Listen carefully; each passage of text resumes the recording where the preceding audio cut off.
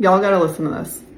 When we litigate vaccine cases, we have to prove our claims with high impact data and sources. For example, I saw a slide put up that showed 3 million lives were saved from COVID-19 vaccines. The citation to it was to the Commonwealth Fund. If you follow that, that's not a peer-reviewed study. That's a blog. But unfortunately, when it comes to promoting vaccines, well, that's what we often see. The underlying data is not typically really carefully evaluated. Claims about what vaccines do when they're positive, because our health agencies are responsible for promoting them, easily made. Claims that vaccines cause any harms or injuries often get ignored no matter how good the underlying data. That said, not only do we need to carefully study the data and science before we go and litigate our vaccine cases, we also need to understand the economic and regulatory framework around vaccines. And COVID-19 vaccines did not just fall into a vacuum. They fell into a very well-developed regulatory and economic framework for vaccines that has developed over the last 40 years. For every product on the market, you can sue the manufacturer for harm. There's only one product in America you cannot sue the manufacturer for design defect claim to claim that it could have been made safer, and that are vaccines. My definition of vaccine is any product for which the government needs to give it immunity from harms. To me, that's what a vaccine is, meaning it can't survive without that immunity, apparently.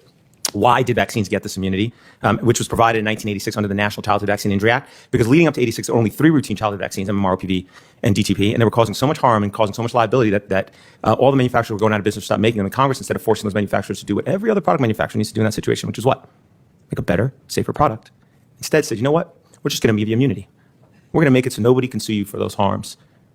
And you can keep selling your product to the American public no matter how many children it kills or injures. The issue is that immunity was not just given for those 3 products. It was given for any childhood vaccine, routine childhood vaccine that was developed thereafter. Because we have now gone from 3 injections in the first year of life under the CDC schedule in 86 to 29 injections, including in utero, if a child follows the CDC schedule today.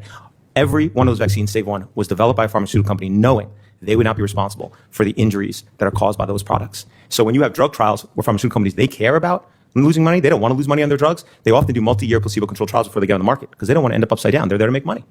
But with vaccine products, because they don't have that financial incentive, they have the disincentive.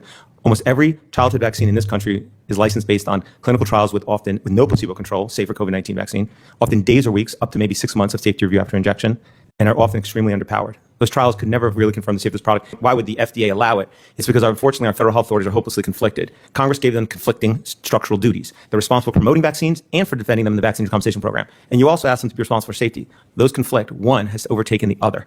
They act basically in the shoes of pharma because when the immunity to liability was given to the pharmaceutical companies, Congress recognized that apparently and transferred all the safety functions to HHS and the mandate for safer childhood vaccines.